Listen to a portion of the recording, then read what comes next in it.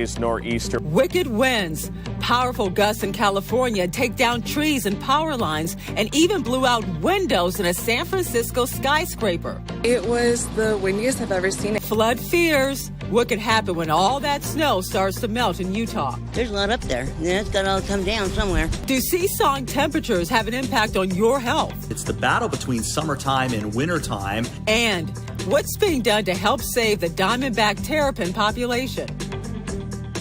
From our nation's capital, this is the National Weather Desk.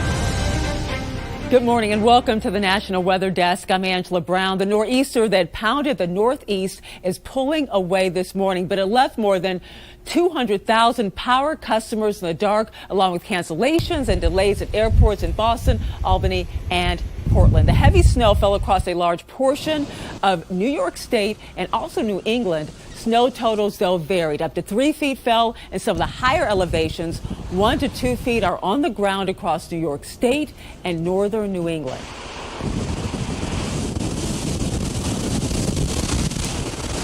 And you can hear it there, the storm also pounding the Atlantic coast with powerful waves. This is in Rockport, Massachusetts. Now, that's about 45 minutes north of Boston. There are reports of moderate beach erosion along the coast, as well as some coastal flooding.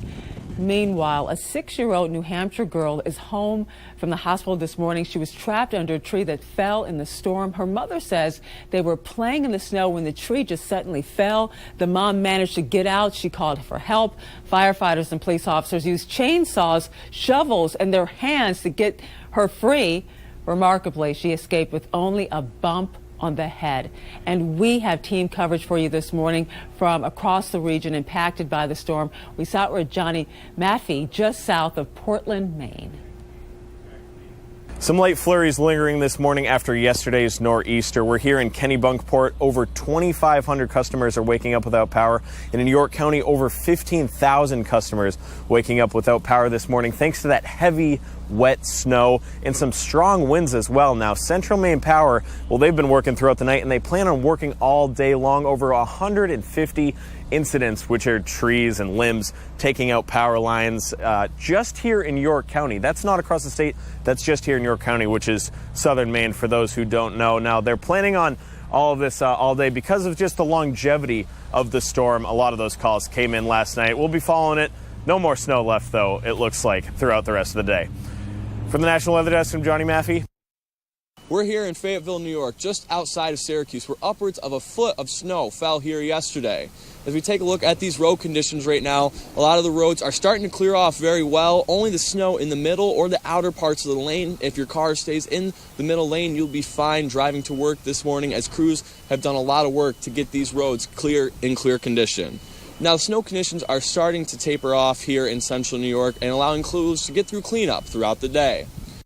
Unlike most of Rhode Island, here in Worcester County, Massachusetts, we're actually waking up to some snow on the ground, and that's because this storm was all about location. Even here in Sutton, Massachusetts, we only have a few inches, about 2 to 3, but 10 miles further north, we're talking about 2 feet of snow accumulated on the ground. But this storm was all about the warm temperatures that prevented a lot of that snow from accumulating. Let's take a look at some of the roadways. We can see there's next to nothing on the paved surfaces, and all the snow removal equipment is currently parked, and that's because it never ended up snowing hard enough to cool down the atmosphere to end up allowing for that snow to stick. And that's why we saw those snowfall accumulations a little bit lower than expected. Here in Sutton, Jason Dorst, the National Weather Desk. And now to California, where it seems like the winter weather just won't end. Hundreds of thousands are without power, and about 30 million people across the state remain under flood alerts. Storms have pounded the region with mountain snow and also heavy rains. Many residents were forced out of their homes, and things have been difficult for those folks who stayed behind. It was a very scary scene in San Francisco. Just look at this. Tuesday, as the storm rolled through the area, the winds got so intense, around 75 miles per hour, breaking apart glass from a skyscraper that fell to the ground right there. Thankfully, no one was hurt, and it shows as that glass drops just how powerful the winds are. And this is what things look like near Lake Tahoe. Residents digging snow tunnels to get in and out of their homes. One major concern, what will happen when all that snow at higher elevations starts to melt? Lakes in the state are already close to capacity. Sophia Lesios is outside Fresno, California, with more. Well, there was about 5 or 6 stairs yesterday when I left the lake. Today, we have one, little less than 2 steps left. Lake Cahuilla is filling up so fast. Marina owner Brad Howard says he can't keep up. I was living here before the lake was here, and I've never seen water consistently like this. This is a lot of water. It's an awful lot of water, and unfortunately, we've had so much of it back to back that it doesn't have time to soak in. Water in lakes is measured by acre feet. 1 is equal to a football field, covered by 1 foot of water, roughly 326,000 gallons. The average acre foot measurement for Lake Cahuilla over the last 10 years has been around 57,000. But right now, the Army Corps of Engineers says the lake is holding more than twice that amount, over 145,000 acre feet, just around 78% full. Just about 40,000 acre feet before we actually are at capacity. These stairs behind me, they'll be underwater, part of them. Howard says he's not necessarily scared of if and when the lake hits capacity. He's more scared of the damage it might cause. And it's not just California worried about flooding. In Utah, spring is inching closer, and concern is growing for those who live in low-lying areas. The fear as temperatures rise, melting snow from mountains could cause major flooding for those living at lower elevations. Ariel Harrison has more. I remember the flood that we had all those years ago. We were all throwing out sandbags. Barbara Richmond said flooding concerns take her back to a very stressful time of life. I used to live in a trailer that was right behind the Jordan River, and my yard was flooded. The floodwater damaged her home, yard, and storage shed. Looking up at the snow-packed mountains is triggering. There's a lot up there. Yeah, it's got to all come down somewhere.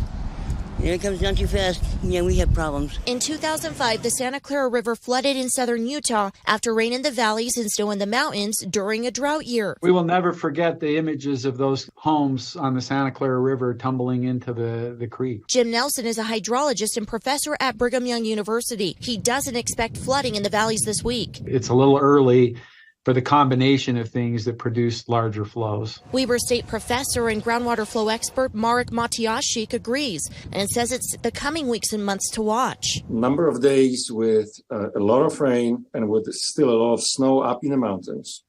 And then we have weather forecast with very hot weather. That scenario played out in 1983, for example, during flood events in Salt Lake City. Parts of South Carolina are on a temperature seesaw within weeks of record-breaking heat. Things took a plunge, as Emma Parkhouse reports. It's definitely having an impact on people's health. It is absolutely normal to see wild fluctuations with the temperatures in March. It's the battle between summertime and wintertime. The various changes in weather will cause all kinds of changes in our respiratory system, especially our upper respiratory tracts. The health impacts coming in various levels. We see patients all the time who get these either allergic rhinitis, which is basically just an irritation, inflammation of the nasal passages, right down to sometimes what we'll see is an infection that comes on top of it, maybe either a cold or a bronchitis or, heaven forbid, but occasionally even pneumonias we see. One of the best things you can do is take medications like an antihistamine, decongestant, or a prescribed nasal steroid before the changes in weather rolls around. Maybe a week or two ahead of time, go ahead and start your medication as sort of a preventative, if you will. Now, does that prevent 100%? No, it certainly doesn't, but it at least sort of gets ahead of the game, so to speak. And coming up on the National Weather Desk, La Nina is ending and we'll be shifting to El Nino. So what does that mean for your local weather? We're going to find out. And it's turtle season. We'll take a look at what you can do to help turtle populations in your area. And as we head to break, check out the amazing sunset from Mississippi.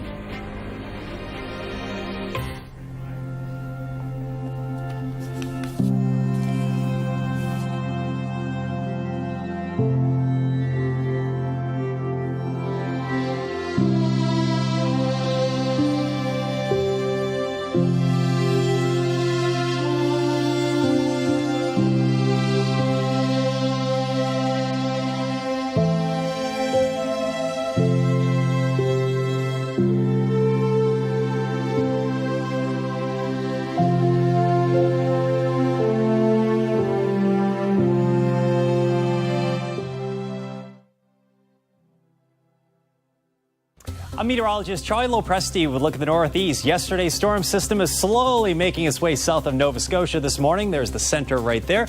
Notice most of the Northeast still has a lot of cloud cover. The big story today is going to be a stiff northerly wind. That wind will gust at times 30 to 40 miles per hour. Now, as we go throughout the afternoon, skies go at least partly sunny. Temperatures will top out in the upper 30s and low 40s. We'll call it partly sunny on Thursday. Winds will be lighter. Look for highs in the 40s. I'm meteorologist Jonathan Myers, and here's a look at the mid-Atlantic region. Going to be a cold start, temperatures 20s and low 30s at about 9 a.m. by noontime, going through the 40s and 40s to right around 50 with a good wind still going during the afternoon on Wednesday. That all courtesy of our latest weather maker, a big nor'easter heading off the New England coast. Rain and snow that way, but blustery chill for most of us in our region. That's the scene here. I'm meteorologist Vitas Reed. Here's a look at your southeast forecast highs for the day. We're looking at 58 degrees in Raleigh, 57 Nashville, cool 61 in Birmingham, plenty of sunshine in Charleston at 60 degrees. And then we're at upper 60s, low 70s in Florida. Looks like that frontal boundary has pushed through, dragging in a lot more cooler air across the southeast. High pressure will keep us dry and clear as we go through the day. And then as we go through the next couple of days, we're looking at more clear, quiet conditions.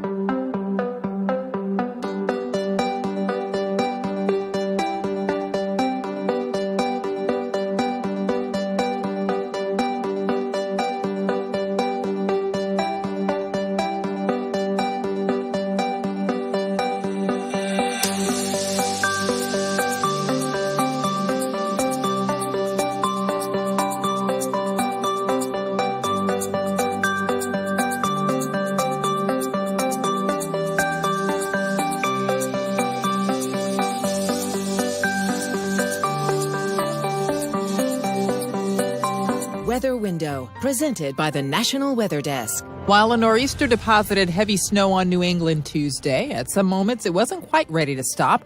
But in a part of southern New England, a few inches of rain was the main story Tuesday. The rainfall flooded roads and caused local rivers to rush in the Providence area. And further south, it was a different story. The Baltimore, Maryland area received a dusting of snow Tuesday morning. Want to see your weather photos and videos on TV? Click Chime In on this station's website to share. We've been feeling the impact from La Nina for the last few years, but that may finally be coming to an end. The big question, of course, how will that shake up the weather? And does that mean that we will now enter an El Nino year? Meteorologist Mitchell Combs is in Bozeman, Montana to break down what's next as we say goodbye to La Nina. La Nina only lasts for 1 year usually. However, this one has been ongoing for 3 years now and has produced less precipitation than you would expect across our region. After all this time, La Nina has officially ended, as announced by the Climate Prediction Center last week. Pacific waters are warming and indications are showing the globe transitioning to a more neutral phase over the next few months. This is likely to be followed up by El Nino taking control as we head into the summer. So how do El Nino and La Nina differ? El Nino occurs in the same area of the Central Pacific Ocean as La Nina. The key difference is the easterly trade winds are far weaker, allowing warm surface water to push back eastward towards the South American coast. This change in the Pacific waters impact global weather, including often decreasing the number of tropical cyclones that develop in the Atlantic Ocean basin. Closer to home, this unfortunately means we'll likely see below average precipitation and above normal temperatures beginning in the summer and potentially continuing all the way through next winter as the jet stream moves around the area. Hopefully, as we end winter and begin spring, we can see some above average precipitation as neutral conditions take control. As you just heard, El Nino and La Nina can greatly influence weather on the coast. And this year, California has seen some really wild winter weather, including snow that caused some serious damage. But what makes some snow more dangerous than other snow? To find out, we turn to Cincinnati meteorologist John Gum. Let's ramp this up to 2 feet or 24 inches of snow. With the fluffy snow, again, at a 15-to-1 ratio, we're talking over 8 pounds per square foot on that roof. That's about equivalent to 2 full-size pickup trucks. On the typical snow, that 10-to-1 ratio, it's about 12.5 pounds per square foot of weight on top of that roof, and that's equivalent to about 3 full-size pickup trucks, or over 18,000, almost 19,000 pounds of weight on the roof of the house. But when we get up to a wet snow, a really wet snow with a 5-to-1 ratio, 5 inches of snow per 1 inch of water, all of that wet snow weighs a lot more. And that puts about 25 pounds per square foot of weight on the roof. That, my friends, equivalent to 6 full-size pickup trucks weighing over 37,000 pounds. What does that mean? Well, a typical roof should be able to take about 20 pounds per square foot of weight. When you get a really wet snow, 2 inches or 2 feet or more of that snow on top of a roof, that is when you could start having problems, structural problems with the roof itself. So that's why it's so important in these heavy snows, especially heavy wet snows, to begin to clear some of that snow off these roof structures, because certainly there could be some structural failure when you start talking about all of that weight on top of a roof. Apple and peach growers in the mountains of North Carolina are keeping watch over their trees and also the forecast. Trees are budding and blossoming early, but frosty nights are ahead. Charles Perez spoke to farmers south of Asheville to find out what they're doing to protect their trees. If it drops to 28, for the most part, yeah, we'll probably be okay with minor loss. You know, if it gets to 22, that's a whole nother story. Farmers from Henderson to Haywood County are bracing for the possibility of a drop in temperatures that could threaten this year's apple and peach crops. In Henderson County, apple growers are seeing some early buds caused by the warm weather over the past couple of weeks. Plants respond to the weather. If it warms up, they're going to think it's getting towards spring.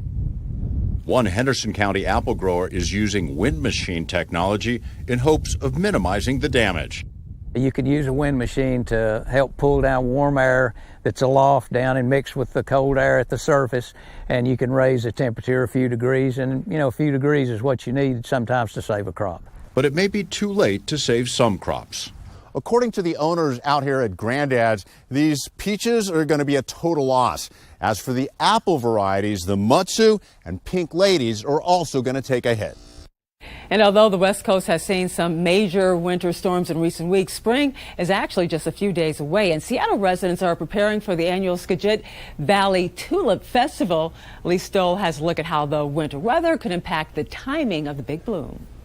The festival is now just over 2 weeks away, and in the fields here behind us, you may not be seeing more than just green right now, but don't worry.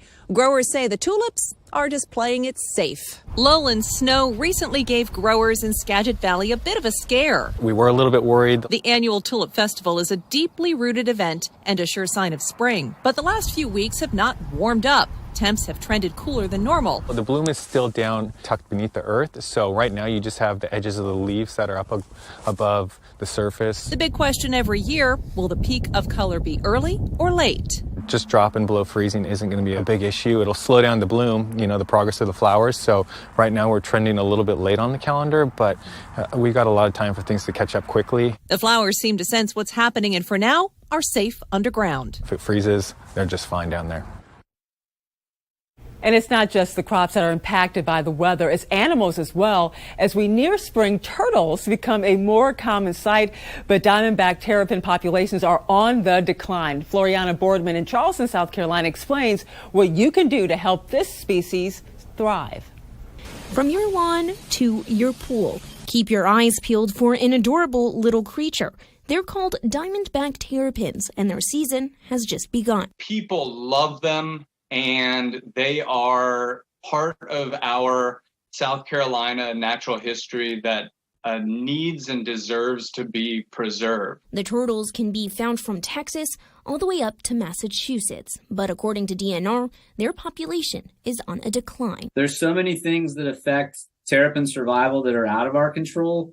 Really all we can do is get a handle on what's in our control and do our best to make that impact as minimal as possible. It's why SCDNR has ramped up their efforts to monitor and manage the turtles. And we knew for a long time that terrapins would show up in your neighbor's azalea bush or, cross a particular spot in a road, but we really have not tried to capture that information. If you see the unique species, report it to experts. Tell them where and when you spotted the turtle, and depending on its location, you may need to move it. Helping that hatchling out of your pool drain or your driveway, and just all that needs to be done is it taken right there to the edge of the marsh where there's a lot of vegetation and let it go on its way.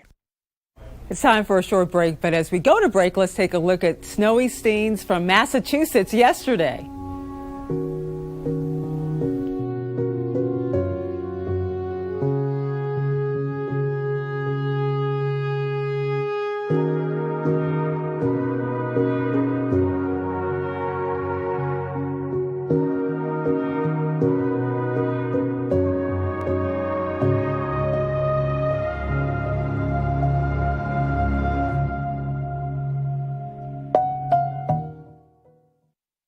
Well, a very good Wednesday morning, everyone. I'm meteorologist Andrew Buck-Michael. Taking a look at your weather story across the Midwest. Kind of quiet for most of us today. We do have some snow starting to move into the Dakotas later, but honestly, temperature's not too bad. We got a lot of sunshine across the Ohio Valley today, but tomorrow, look what's coming. We got snow from Nebraska up into Minnesota, Wisconsin, northern Wisconsin there, and a lot of rain across the rest of the Midwest. That continues moving its way east as we head into your Friday. Well, good Wednesday morning to you. I'm meteorologist Chris Suchan. Our forecast today across the region, starting off with some patchy clouds across most of Texas into Oklahoma City. Clear and chilly, Arkansas to Louisiana. And through the afternoon, really a pretty good looking Wednesday. That's ahead of our next big weather maker. Cold front coming in Thursday. It'll also fire up the severe weather risk across Arkansas, some of Oklahoma, a good chunk of Texas and Louisiana. Through the afternoon, large hail, damaging winds, and can't rule out a tornado.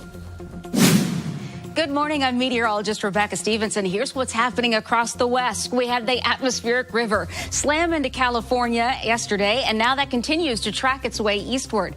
Temperatures are going to be slowly warming back up for parts of the West, from California all the way up into the Pacific Northwest. We're expecting this area of low pressure to continue to bring heavy mountain snow from the Sierra Nevada into Utah, and also concerns about flooding now shifts into parts of Arizona and New Mexico. That's the scene from here.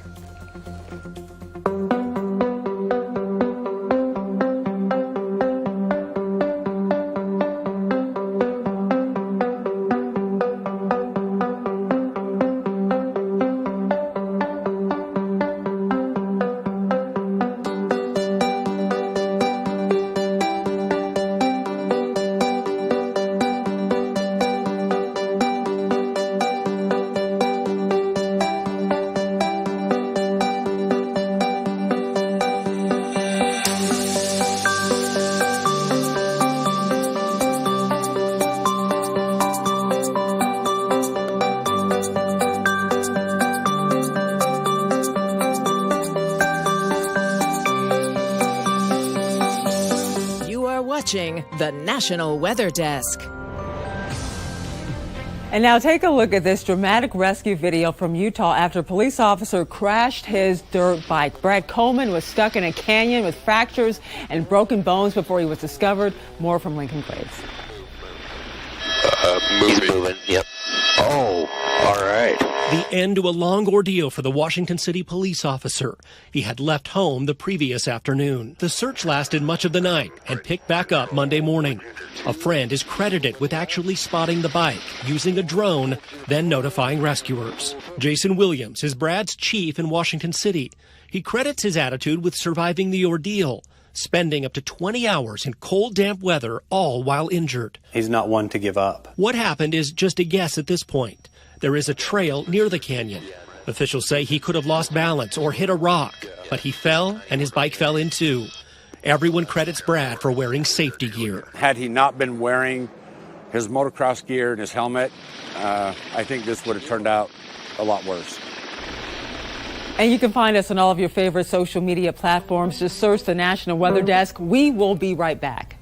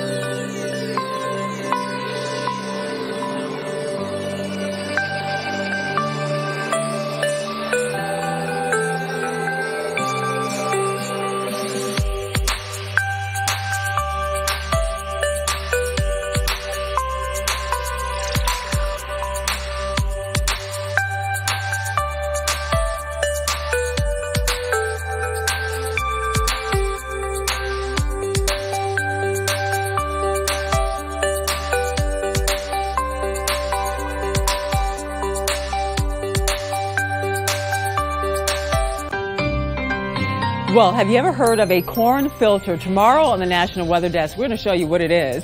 Thank you so much for joining us. I'm Angela Brown. Make it a great Wednesday, and we'll see you right back here tomorrow.